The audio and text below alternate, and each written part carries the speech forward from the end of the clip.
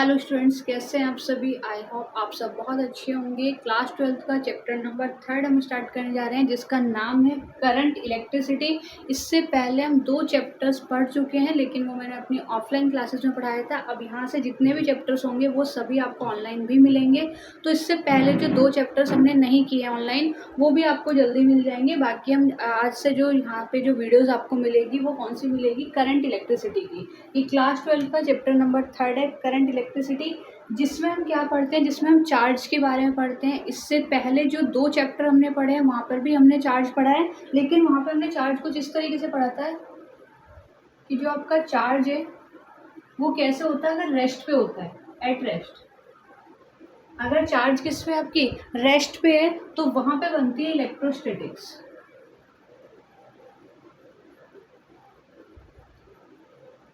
अगर charge rest पे होता है तो वहाँ पे क्या बनता है, इलेक्ट्रोस्टैटिक्स बनता है। और इलेक्ट्रोस्टैटिक्स की रिगार्डिंग हमने 2 चैप्टर पढ़े हैं यहाँ पे, चैप्टर नंबर 1 और आपका chapter number 2।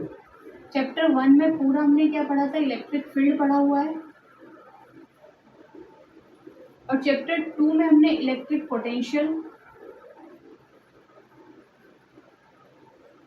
Potential and capacitance.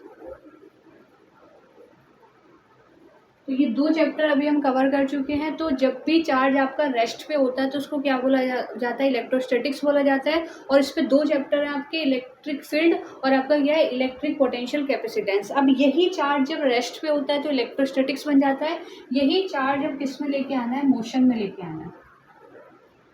ठीक है, तो जब चार्ज मोशन पे होगा तो वहां पे क्या बनती है, उस वाले फिजिक्स को हम नाम देते हैं इलेक्ट्रोडायनामिक्स। जैसे यहाँ पे इलेक्ट्रोस्टैटिक्स था, इसको बोलते हैं इलेक्ट्रोडायनामिक्स। इसको बोला जाएगा इलेक्ट्रोडायनामिक्स। और यहाँ पे मोशन जो है वो 2 तरह से मोशन करेगा। चार्ज यहाँ पे आपको 2 तरह से मोशन करता हुआ दिखाई देगा। एक तो होगा आपका कांस्टेंट मोशन, यानी कि कांस्टेंट वेलोसिटी से मोशन करेगा।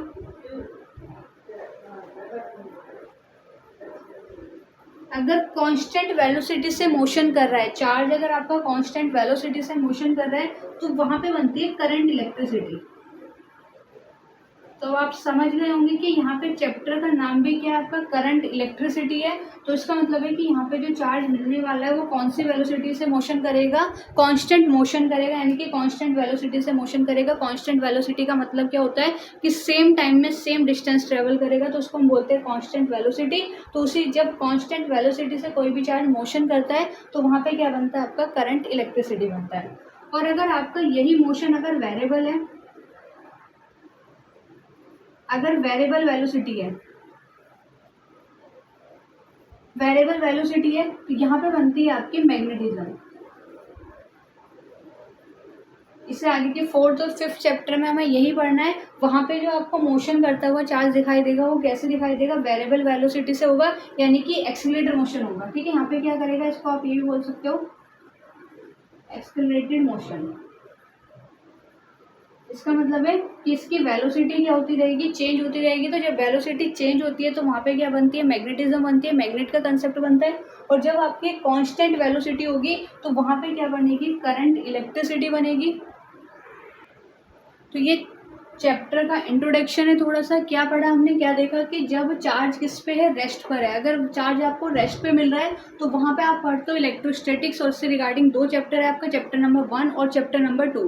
चैप्टर नंबर 1 जो है वो क्या है, आपका इलेक्ट्रिक फील्ड है, और चैप्टर नंबर 2 है वो इलेक्ट्रिक पोटेंशियल कैपेसिटेंस। इन दोनों चैप्टर में चार्ज किस पे होता था, रेस्ट पे होता था। अब यहीं पे यही चार्ज किस में होगा, मोशन में होगा। और मोशन आपका 2 टाइप से होगा। अगर कैसा मोशन है, कांस्टेंट वेलोसिटी से मोशन कर रहा है तो वहाँ पे क्या प्रोड्यूस होती है, वहाँ पे बनती है आपकी करंट इलेक्ट्रिसिटी। और अगर वेरिएबल वेलोसिटी से क्या कर रहा है, मोशन कर रहा है, तो वहाँ पे आप क्या पढ़ोगे, मैग्नेटिज्म का कंसेप्ट पढ़ोगे। मोशन में आने पर इलेक्ट्रोडायनामिक्स बनता है, और चार्ज जब रेस्ट पे होता है तो वहाँ पे क्या बनती है, आपको इलेक्ट्रोस्टैटिक्स बनती है। तो अब हमें जो पढ़ना है, हमें चैप्टर का जो नाम है वो क्या, आपका करंट इलेक्ट्रिसिटी। इसका मतलब यहाँ पे क्या होगा, चार्ज मोशन में होगा, और मोशन कैसे कर रहा होगा, कांस्टेंट वेलोसिटी से क्या कर रहा है, मोशन कर रहा है। तो हमें चैप्टर पढ़ना है कौन सा, करंट इलेक्ट्रिसिटी। तो इस चीज को आप नोट करिए।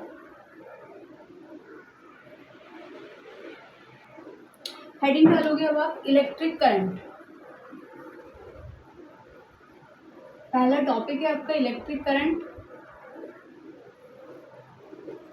इलेक्ट्रिक करंट क्या होता है? Rate of flow of charge, charge के फ्लो होने की रेट को ही हम क्या बोलते हैं? इलेक्ट्रिक करंट बोलते हैं। तो rate of flow of charge, या आप इलेक्ट्रॉन्स भी बोल सकते हो, electrons is called electric current. तो इलेक्ट्रिक करंट क्या होता है? किसी टाइम में जितना भी चार्ज क्या कर जाता है? फ्लो कर जाता है किसी कंडक्टर के अंदर से, उसी को हम क्या बोलते हैं? इलेक्ट्रिक करंट बोलते हैं। इसका जो सिंबल है it is denoted by,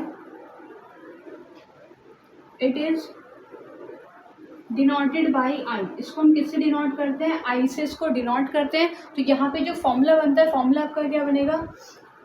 it is denoted by I. Formula लिखते हैं हम इसका, आई इज इक्वल टू क्या है? Rate of flow of charge. Charge का जो सिंबल है वो हमने कितना क्या पढ़ा था? क्यू पढ़ा था। चार्ज का जो सिंबल होता है वो क्या होता है? क्यू। और रेट है तो यानी कि टाइम से आपको क्या करना है? डिवाइड करना है। तो फॉर्मूला क्या बन जाएगा? I is equal to Q upon T.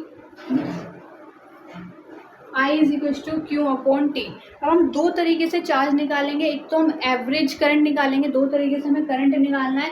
Average current निकालना है या फिर इंस्टेंटेनियस करंट निकालना होता है। तो अगर हम एवरेज की बात करें, अगर आपको एवरेज करंट निकालना है, एवरेज करंट कैसे होता है कि एक किसी कंडक्टर है, कभी हमने देखा उसमें 5 एम्पियर का करंट फ्लो हो रहा है, कभी 6 एम्पियर का करंट फ्लो हो रहा है, कभी 3 एम्पियर का करंट फ्लो हो रहा है। तो उसका एवरेज क्या है? तो एवरेज निकालने के लिए हम फॉर्मूला यूज करेंगे डेल क्यू अपॉन में डेल टी। ये न्यूमेरिकल में देखोगे आप इसका यूज कैसे किया जाता है। तो अगर एवरेज की बात हो रही है कि एवरेज कितना है करंट फ्लो होने का, एवरेज कितना है, तो वहाँ पे कितना हो जाएगा आपका? डेल क्यू अपॉन में डेल टी। और अगर इंस्टेंटेनियस है, इंस्टेंटेनियस का मतलब होता है एक पर्टिकुलर छोटे से टाइम पीरियड में आपसे करंट पूछा जा रहा है कि इतने नैनो सेकेंड में या 5 सेकेंड में कितना करंट फ्लो हो रहा है। तो वहाँ पे आप फॉर्मूला लगाओगे, I instantaneous is equal to D Q upon में डी टी। वहाँ पे हम डिफरेंशियल के यूज़ करते हैं इंस्टेंटेनियस के लिए, छोटे से टाइम के लिए हम डिफरेंशियल के यूज़ करेंगे। और यहाँ पे क्यू हम कैसा ले रहे हैं? स्मॉल ले रहे हैं, डी क्यू अपॉन में डी टी। तो दो तरीके से हमें करंट निकालना है।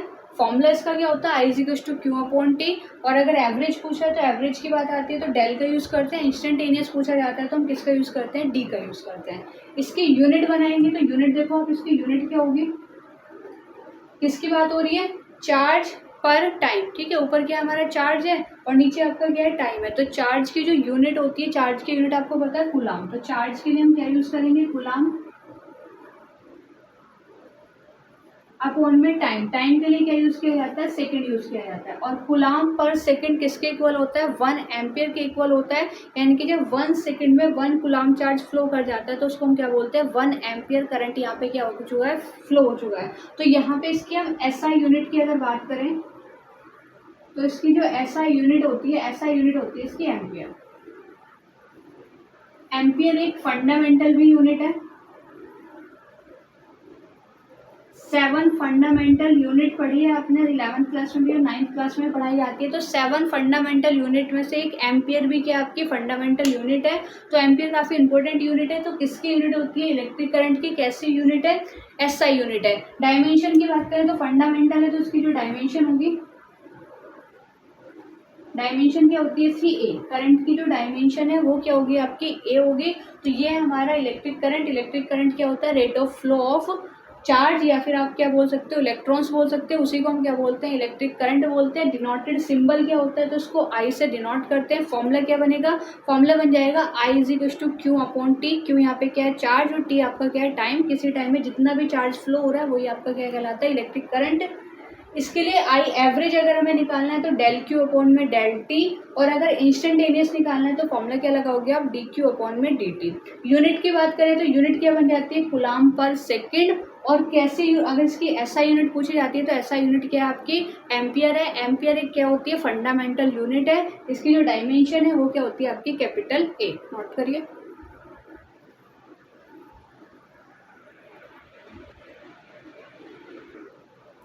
अब बात आती है कि जो आपका इलेक्ट्रिक करंट है वो कैसी क्वांटिटी है। इलेक्ट्रिक करंट किस तरह की क्वांटिटी? इट मीन्स वेक्टर है या फिर स्केलर है। हमें ये देखना है कि इलेक्ट्रिक करंट वेक्टर क्वांटिटी है या फिर स्केलर क्वांटिटी है। तो देखो इलेक्ट्रिक करंट के पास क्या होती है? डायरेक्शन होती है। अभी हम इसकी डायरेक्शन पढ़ेंगे, इसकी डायरेक्शन कैसे निकाली जाती है, क्या इसकी डायरेक्शन है। इलेक्ट्रिक करंट के पास क्या होती है? डायरेक्शन होती है। और मैग्नीट्यूड तो हो गई, तो इसके पास डायरेक्शन और प्लस में क्या होता है? मैग्नीट्यूड। तो इसके पास हो गई। कोई भी क्वांटिटी है उसके पास मैग्नीट्यूड ऑलवेज होता है, तो डायरेक्शन प्लस मैग्नीट्यूड जिसके पास होता है उसको हम कैसी क्वांटिटी बोलते हैं, वेक्टर क्वांटिटी बोलते हैं। क्लास 11th में हमने पढ़ा हुआ है कंसेप्ट कि जिस क्वांटिटी के पास मैग्नीट्यूड और डायरेक्शन दोनों होती है उसको हम क्या बोलते हैं, वेक्टर क्वांटिटी बोलते हैं। और जिसके पास सिर्फ और सिर्फ क्या होता है, मैग्नीट्यूड होता है, ओनली मैग्नीट्यूड होगा, उसको हम क्या बोलते हैं, स्केलर क्वांटिटी बोलते हैं। तो यहाँ हमें दिख रहा है कि जो करंट है आपका उसके पास डायरेक्शन और मैग्नीट्यूड दोनों है, तो कैसी क्वांटिटी होनी चाहिए, वेक्टर क्वांटिटी होनी चाहिए। लेकिन ये वेक्टर क्वांटिटी नहीं होती है। क्यों नहीं होती है? क्योंकि करंट जो है वो वेक्टर लॉ ऑफ एडिशन को फॉलो नहीं करता है। इलेक्ट्रिक करंट, तो उसको हम लिख सकते हैं, नोट में आप लिखोगे इस चीज को, करंट यानी कि electric current does not follow vector law of addition, does not follow vector law of addition. ये वेक्टर लॉ ऑफ एडिशन को फॉलो नहीं करता है। वेक्टर लॉ ऑफ एडिशन क्या होता है, सपोज दैट यहाँ से एक वायर है, यहाँ से आ रहा है आपका 2 एम्पियर का करंट, यहाँ से आ रहा है आपका 4 एम्पियर का करंट, यहाँ पे बन रहा है 60 डिग्री का एंगल। तो वेक्टर लॉ ऑफ एडिशन क्या होता है, एंगल पे भी डिपेंड करता है। लेकिन उन्होंने देखा कि यहाँ से 2 एम्पियर का आ रहा है, यहाँ पे 4 एम्पियर का है, तो यहाँ से जो वायर जुड़ी है इसमें से ओवरऑल 4 और 2 कितना हुआ, 6 एम्पियर का करंट यहाँ से क्या हो गया, फ्लो हो गया। इसको बोलते हैं एलजेब्रिक एडिशन, जो सीधा सीधा एडिशन होता है कि कितने भी वायर जुड़े हुए हैं और एक जंक्शन पे आके जुड़ रहे हैं, उसका टोटल करके यहाँ से करंट क्या हो रहा है, पास हो रहा है। सपोज दैट आप एक और जोड़ सकते हो, मान लो एक वायर और जुड़े यहाँ पे, वो लगा के हमने, वो भी 4 एम्पियर की लगा दी, तो 4 और 4 8 और 2 कितना हो जाएगा, 10। अब यहाँ पे भी एंगल बन रहा है पूरा, लेकिन यहाँ पे नहीं देख रहे, वो एंगल पे डिपेंड नहीं कर रहा, वो एल्जेब्रिक सम कर रहा है। उसने कितना निकाल दिया, यहाँ से 10 एम्पियर का करंट निकाल दिया। तो इसका मतलब है कि एल्जेब्रिक एडिशन को फॉलो कर रहा है, और जब एल्जेब्रिक एडिशन फॉलो किया जाता है तो उसको बोलते हैं स्केलर क्वांटिटी। वहाँ पे कौन सी क्वांटिटी होती है, स्केलर क्वांटिटी होती है। तो यहाँ पे ये फॉलो जो कर रहा है वो स्केलर क्वांटिटी को कर रहा है। यहाँ से 4 एम्पियर का निकाला था हमने, तो टोटल कितना गया आपका 6 एम्पियर, यानी कि एंगल पे डिपेंड नहीं करा। तो ये कैसी क्वांटिटी है, करंट जो है आपकी कैसी क्वांटिटी है, स्केलर क्वांटिटी है। तो आप ध्यान रखोगे इस चीज़ को कि करंट के पास डायरेक्शन होने के बावजूद भी ये कैसी क्वांटिटी होती है, स्केलर क्वांटिटी होती है, वेक्टर क्वांटिटी नहीं होती। तो इसको आप लिखोगे करंट इज अ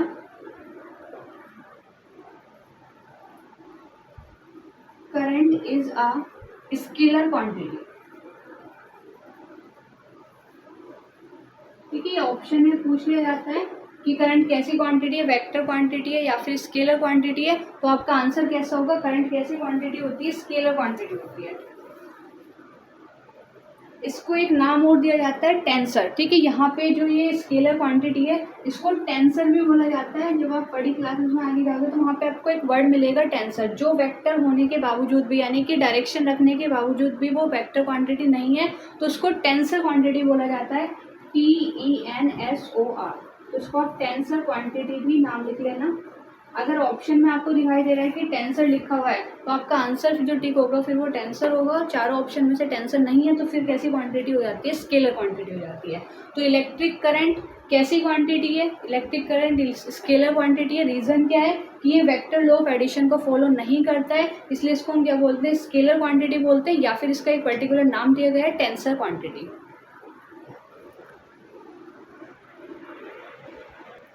करंट की डायरेक्शन देखते हैं कि करंट की डायरेक्शन क्या होती है, direction of electric current.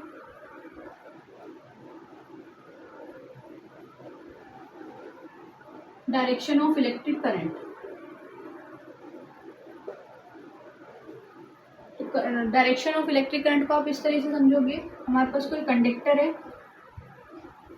Conductor में मैनी नंबर ऑफ इलेक्ट्रॉन्स होते हैं, जो कैसे फॉर्म में होते हैं, स्टेबल फॉर्म में होते हैं, स्टैटिक फॉर्म में यानी कि रेस्ट पर रखे हुए हैं।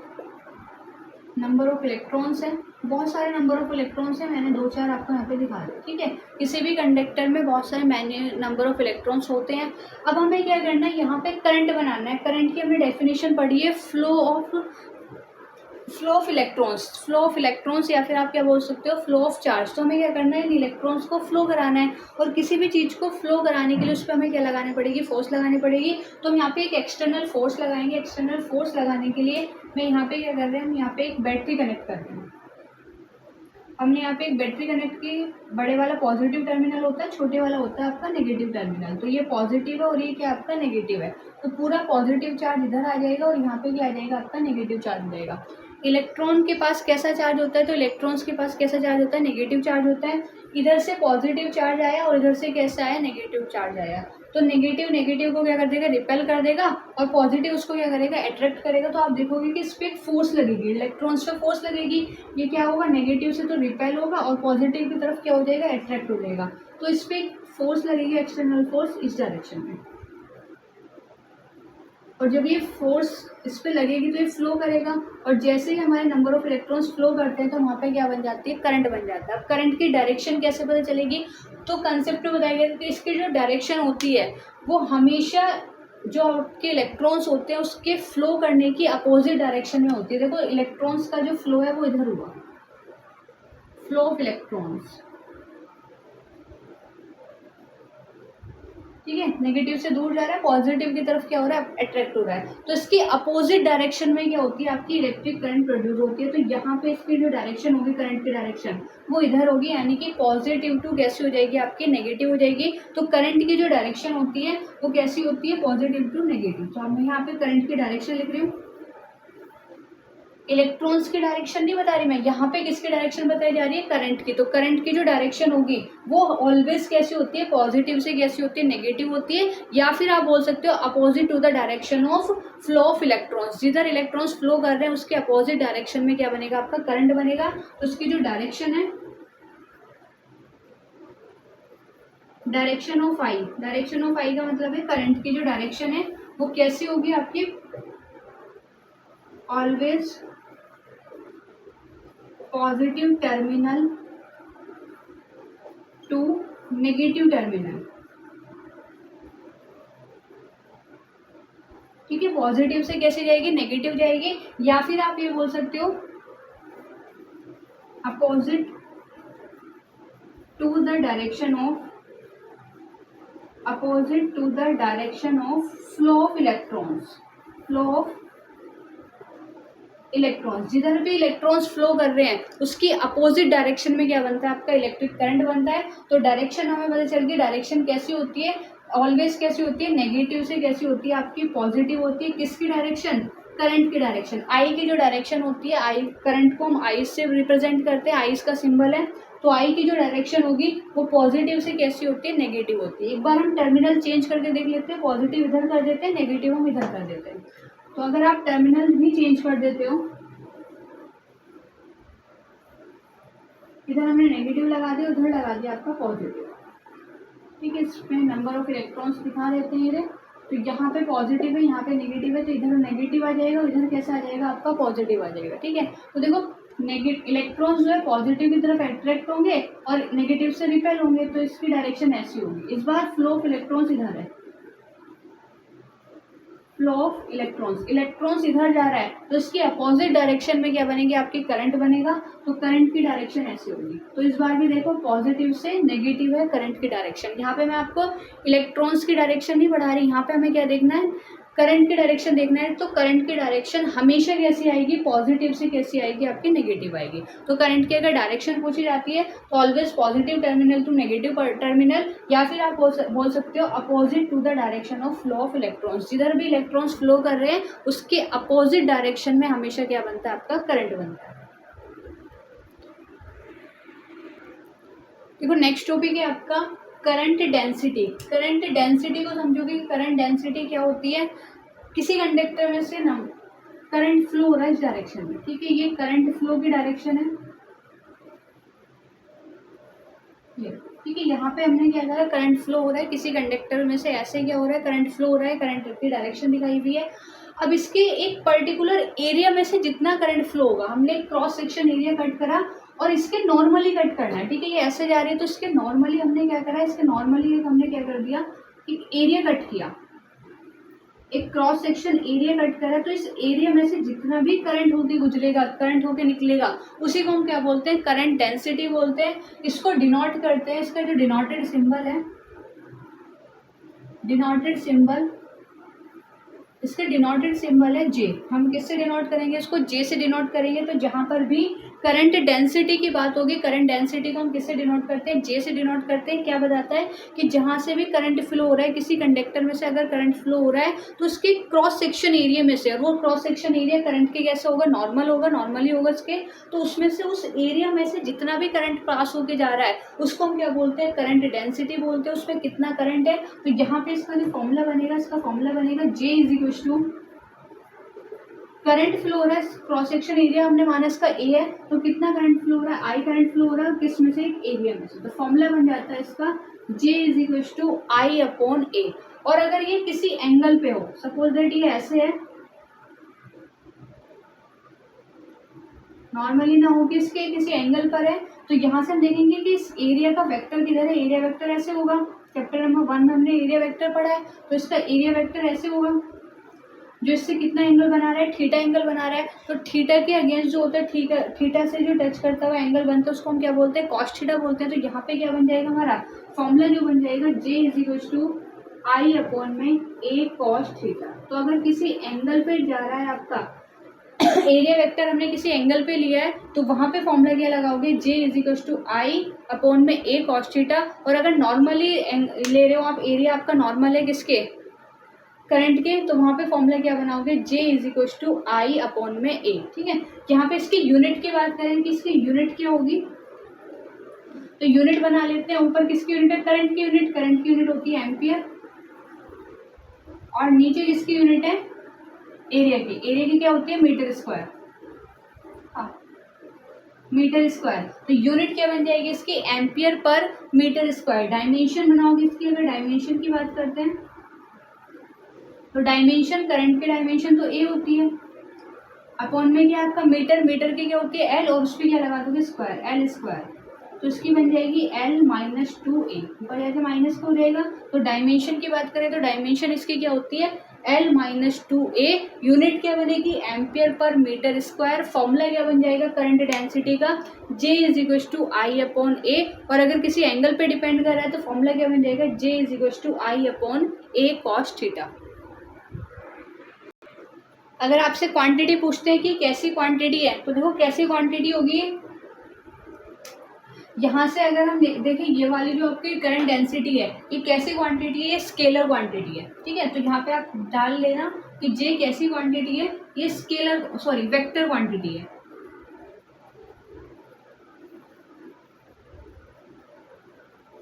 करंट स्केलर क्वांटिटी है, लेकिन आपकी जो करंट डेंसिटी है वो कैसी क्वांटिटी है? वेक्टर क्वांटिटी है। तो अगर हम इसको वेक्टर फॉर्म में लिखें तो आप उसको कुछ इस तरीके से लिख सकते हो। देखो, इसके इधर मल्टीप्लाई कर देंगे हम, तो ये हो जाएगा I is equal to J A cos theta. मतलब दोनों वेक्टर क्वांटिटी है, दो वेक्टर क्वांटिटी का जो प्रोडक्ट है वो कैसे आ रहा है? स्केलर आ रहा है। दो वेक्टर क्वांटिटीज का प्रोडक्ट अगर स्केलर आता है तो उसको हम क्या बोलते हैं? डॉट प्रोडक्ट बोलते हैं। तो अगर हम यहाँ पे कॉस थीटा हटाएंगे, इसको वेक्टर स्केलर उस वेक्टर फॉर्म में लिखेंगे, तो हम इसको कैसे लिख सकते हैं? I is equal to vector A dot vector A, vector J dot vector A. J भी कैसी क्वांटिटी है? वेक्टर क्वांटिटी है, और ये तो एरिया वेक्टर है। ठीक है। इन दोनों की प्रोडक्ट कैसे आ रही है? स्केलर आ रही है। आई कैसी क्वांटिटी है? स्केलर क्वांटिटी है। तो इसको हम स्केलर फॉर्म में कैसे लिख सकते हैं? वेक्टर फॉर्म में I is equal to vector J dot vector A. तो तीनों फॉर्मूले आपको याद रखने हैं। नॉर्मली डेफिनेशन से फॉर्मूला बना J is equal to I upon A, और किसी एंगल पे बना रहे तो बस वहाँ पे आप क्या लगा दोगे? ए कॉस थीटा लगा दोगे। जे और ए कॉस थीटा का मल्टीप्लाई कैसे होगा? डॉट प्रोडक्ट होगा, क्योंकि कॉस थीटा में पता है कॉस थीटा हटता है तो डॉट आती है, साइन थीटा हटता है तो क्या आती है आपकी? डॉट। डॉट के लिए क्या करते हैं हम? Cos theta. और अगर मान लो यहाँ पे साइन होता है तो वहाँ पे क्या आती है? आपकी क्रॉस प्रोडक्ट आती है। तो फॉर्मूला क्या बन जाएगा? I is equal to vector J dot vector A. इस तरह के क्वेश्चन ऑप्शन में आ जाते हैं। ठीक है। मल्टीपल चॉइस में ऐसे क्वेश्चन आ जाते हैं कि यहाँ पे वेक्टर प्रोडक्ट है या फिर डॉट प्रोडक्ट है। तो दो इस वेक्टर क्वांटिटीज का कैसा प्रोडक्ट है? ये डॉट प्रोडक्ट है। Denoted symbol J, formula J is equal to I upon A, unit ampere पर मीटर स्क्वायर, डायमेंशन क्या हो जाएगी? L minus 2a। एक सिंपल सा न्यूमेरिकल है इसके ऊपर। देखो न्यूमेरिकल क्या है, the area of cross section of copper wire. Copper wire का क्रॉस सेक्शन एरिया दे रखा है 3 × 10⁻⁻⁴। तो एरिया को हम ए से डिनोट करते हैं। एरिया आपको क्वेश्चन में कितना मिला है, 3 × 10⁻⁻⁴। तो एरिया लिखोगे 3 × 10⁻⁻⁴ metre square. And it carries a current of 4.8 ampere. और उसमें कितना करंट कैरी किया है, तो करंट को हम आई से डिनोट करते हैं। आई इसमें कितना दे रखा है, 4.8 ampere. Find the current density of wire. Wire की हमें क्या निकालनी है, करंट डेंसिटी निकालनी है। इट मीन्स क्या निकालना है, जे निकालना है। तो जे के लिए हम फॉर्मूला लगा देंगे, J is equal to I upon में कितना, ए। आई क्वेश्चन में कितना मिला है, तो आई ये सॉल्व कर सकते हो। सिंपल क्वेश्चन में 4.8 दे रखा है। एरिया कितना मिला हमें, 3 × 10⁻⁻⁴। देखो न्यूमेरिकल सॉल्व कैसे करते हैं, हमेशा जब भी पावर होती है उनको हम, वो पावर जो होती है वो ऊपर होती है, तो जो भी नीचे पावर से उनको आप ऊपर ले जाओ। और 3 से ये इजीली कट हो जाएगा। 3 × 1 = 3, 3 × 6 = 18। तो जे आपका जो निकल के आया वो कितना आया, 1.6 × 10 की पावर। नीचे माइनस का 4 था, ऊपर जाके कैसे हो जाएगा, प्लस हो जाएगा। न्यूमेरिकल्स में यूनिट लगाना बहुत ज़रूरी है कि आप निकाल के आ रहे हो, यूनिट से ही वो आइडेंटिफाई होता है। तो हमने क्या निकाला है, डेंसिटी निकाली, जिसकी यूनिट क्या होती है, एम्पियर पर मीटर स्क्वायर। तो ये इसका क्या हो जाएगा, आंसर हो जाएगा। तो 2 टॉपिक्स पढ़े हमने, इलेक्ट्रिक करंट क्या होता है, चैप्टर की इंट्रोडक्शन पढ़ा, चैप्टर में हमें क्या क्या पढ़ना है। तो यहाँ पे हमने 2 टॉपिक्स पढ़े हैं अभी, इलेक्ट्रिक करंट और एक छोटा सा टॉपिक था आपका करंट डेंसिटी।